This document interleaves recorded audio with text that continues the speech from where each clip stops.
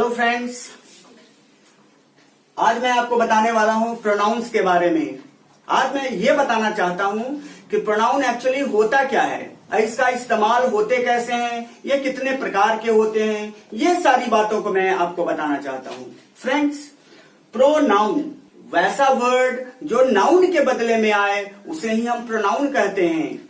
For example, अगर हम कहें Raju is my friend, look at this sentence, Raju is my friend। यहां पर राजू क्या है? राजू नाउन है। Raju is my friend and he is honest, he is honest, वह ईमानदार है। कौन ईमानदार है? राजू ईमानदार है। यहाँ जो ही का प्रयोग किसके लिए किया गया है?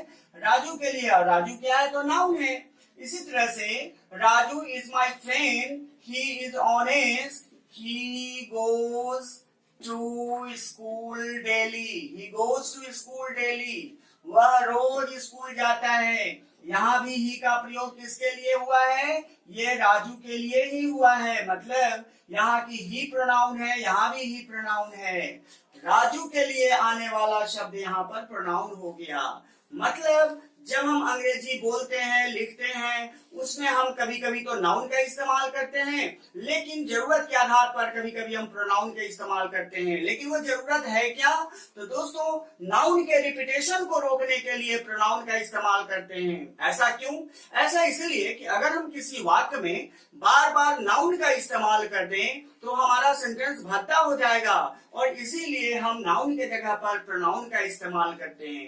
तो दोस्तों, आपने जान लिया ना कि प्रोनाउन एक्चुअली क्या होता है। प्रोनाउन एक्चुअली नाउन इक्विवेलेंट होता है, नाउन के बदले में आने वाला शब्द होता है। तो ये तो आपने जान लिया। अब हमें यह सीखना है कि प्रोनाउन के काइंड्स कितने होते हैं। Friends, there are 10 kinds of pronouns that we use in English. दोस्तों, 10 प्रकार के प्रोनाउन होते हैं। 10 काइंड्स, प्रोनाउन के 10 प्रकार होते हैं जिसका इस्तेमाल हम अपने डे टू डे लाइफ में करते हैं, अंग्रेजी बोलने में करते हैं, अंग्रेजी में लिखने में करते हैं। ये एवं कॉम्पिटिटिव एग्जाम्स में प्रोनाउन से संबंधित बहुत सारे प्रश्न पूछे जाते हैं। लेकिन दोस्तों, इतना ध्यान रखिए कि अगर आप मेरा ये वीडियो ध्यान से देखेंगे, समझेंगे, मेरे सारे वीडियोज को समझते रहेंगे, तो मैं आपको गारंटी देता हूं कि आपको कॉम्पिटिटिव एग्जाम्स हो या अंग्रेजी बोलना हो, लिखना हो, कहीं भी आपको कोई प्रॉब्लम्स महसूस नहीं होगी। तो चलिए देखते हैं ये 10 प्रकार के प्रोनाउन हैं कौन कौन। जिसमें पहला है, हम पहले प्रोनाउन को हम बोलते हैं personal pronoun, PERSONAL, personal pronoun. मतलब इस प्रोनाउन को बोला जाता है व्यक्तिवाचक सर्वनाम।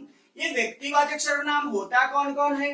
देखिए, आई, वी, यू, ही, शी, दे, ये सब ऐसे प्रोनाउन हैं जो पर्सनल प्रोनाउन कहे जाते हैं। लेकिन पर्सनल प्रोनाउन उन्हें कहते क्यों हैं? इसलिए कहते हैं इन्हें पर्सनल प्रोनाउन क्योंकि ये सभी पर्सन्स के लिए इस्तेमाल होते हैं, यानी कि व्यक्ति के लिए इस्तेमाल होते हैं। ये प्रोनाउंस वस्तु के लिए कभी इस्तेमाल नहीं होते। फॉर एग्जाम्पल, हम कभी नहीं कह सकते I am a chair, I am a table, I am a bench, I am a pen। लेकिन हम कह सकते हैं I am a teacher, I am a doctor, I am honest। यहाँ पर I पर्सनल प्रोनाउन है क्योंकि ये व्यक्ति के लिए प्रयोग हुआ। तो दोस्तों, आपने जान लिया ना, पर्सनल प्रोनाउन उसे कहते हैं जो व्यक्ति के लिए प्रयोग होते हैं। अब चलिए दूसरा प्रोनाउन देखते हैं। दूसरा प्रोनाउन है रिफ्लेक्सिव प्रोनाउन। रिफ्लेक्सिव प्रोनाउन, यह एक ऐसा प्रोनाउन है जो किसी काम को करने वाला एवं उसका फल भोगने वाला स्वयं होने का बोध कराता है।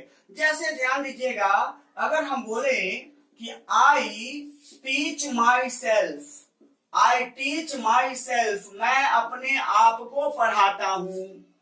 अगर मैं ये सेंटेंस बोलूं आई टीच माई सेल्फ, मैं अपने आप को पढ़ाता हूं।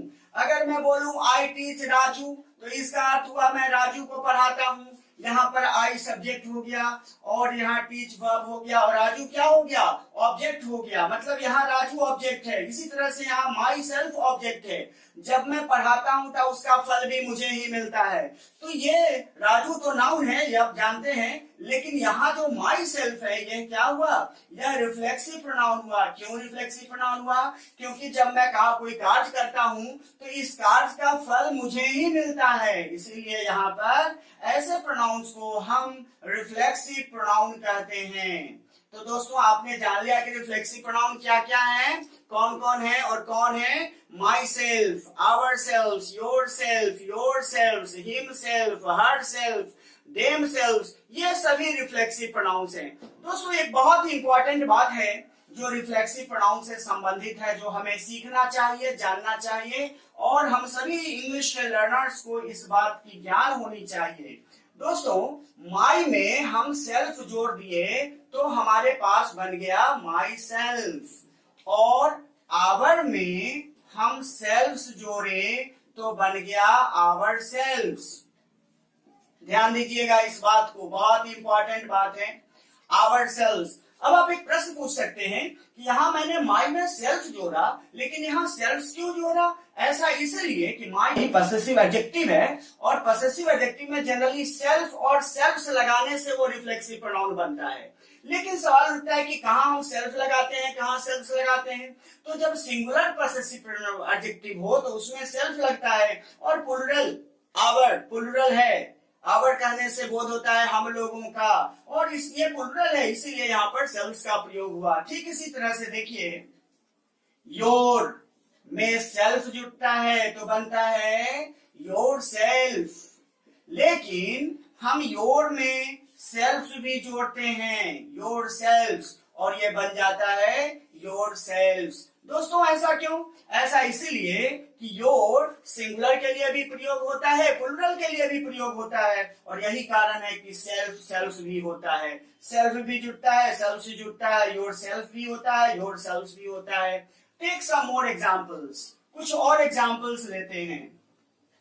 जैसे देखिए यहाँ हिम, हिम पॉसेसिव एडजेक्टिव नहीं है, हिम एक प्रोनाउन है, और हिम ऑब्जेक्ट प्रोनाउन है, इसको ऑब्जेक्टिव प्रोनाउन भी कहते हैं। हिम में हम अगर सेल्फ जोड़ें तो ये बन जाएगा हिम सेल्फ। और यहाँ ध्यान देने वाली एक बहुत ही इंपॉर्टेंट बात है दोस्तों, हिज सेल्फ नहीं होता है, don't say his self, his self कोई वर्ड नहीं है, हिम सेल्फ होता है, और हिम सिंगुलर का बोध कराता है, इसीलिए इसमें सेल्फ जुटा और हिम सेल्फ हो गया। इसी तरह से देखिए हर में भी हम सेल्फ जोड़ते हैं और ये बन गया हर सेल्फ।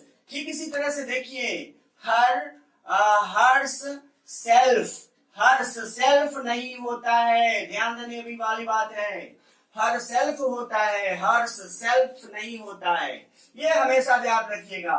फिर देखिएगा देम में यहाँ सेल्फ जोड़ेंगे, सेल्फ जोड़ेंगे, सेल्फ नहीं जोड़ेंगे। ऐसा क्यों? क्योंकि देम प्लुरल है, प्लुरल होने का बोध कराता है, इसीलिए इसमें सेल्फ जुटेगा और ये बन जाएगा themselfs, themselfs. Take another example, one, one भी कभी कभी प्रोनाउन का काम करता है, इंडेफिनिट प्रोनाउन है, और वन में हमेशा सेल्फ जुटता है, वन में सेल्फ कभी नहीं जुटता, और ये बन जाता है वन सेल्फ। तो दोस्तों इस तरह से आपने रिफ्लेक्सिव प्रोनाउन के फॉर्म्स तो समझ लिए। ऐसे फॉर्म्स होते हैं myself, ourself, yourself, yourself, himself, herself, themself और वन सेल्फ, ये सभी रिफ्लेक्सिव प्रोनाउंस हैं। और आप जानते हैं ये सभी जो रिफ्लेक्सिव प्रोनाउंस हैं, ये इन सभी का अर्थ एक ही होता है, अपने आप को। अगर हिंदी इक्विवेलेंट की बात करें तो ये अपने आप को के सेंस में इस्तेमाल होता है। ये बताता है कि कर्ता किसी काम को अपने आप पर ही करता है। टेक एन एग्जाम्पल, एक एग्जाम्पल लेते हैं यहाँ पर फिर से। Just try to understand this, इसको समझने की कोशिश करिए। अगर कहीं नहीं समझ में आया तो बार बार वीडियो को चला करके आप देख सकते हैं, समझ सकते हैं। देखिए आई शुड हेल्प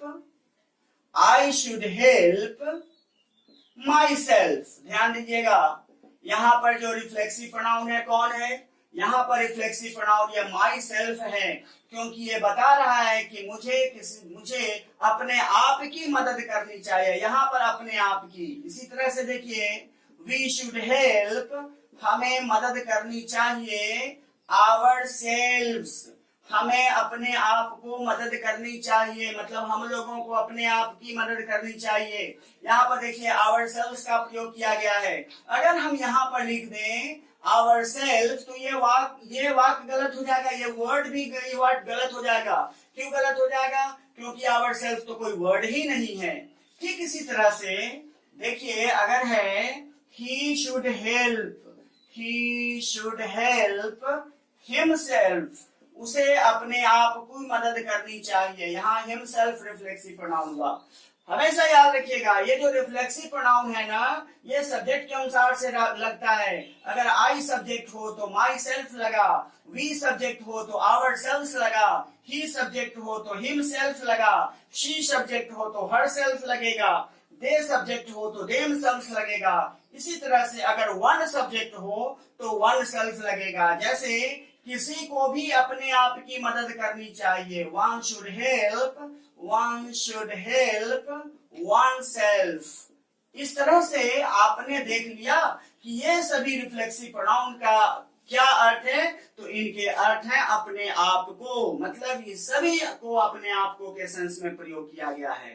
तो दोस्तों आज आपने 3 चीजों को सीखा। पहला कि प्रोनाउन क्या है, दूसरा पर्सनल प्रोनाउन क्या है, तीसरा रिफ्लेक्सिव प्रोनाउन क्या है। दोस्तों टोटल 10 प्रकार के प्रोनाउंस होते हैं जो हम आपको अब आने वाले वीडियो में बताएंगे। आज के लिए इतना ही, धन्यवाद। Friends, if you have any problem, please write in the comment box. Please like the videos, share it and subscribe. Thank you.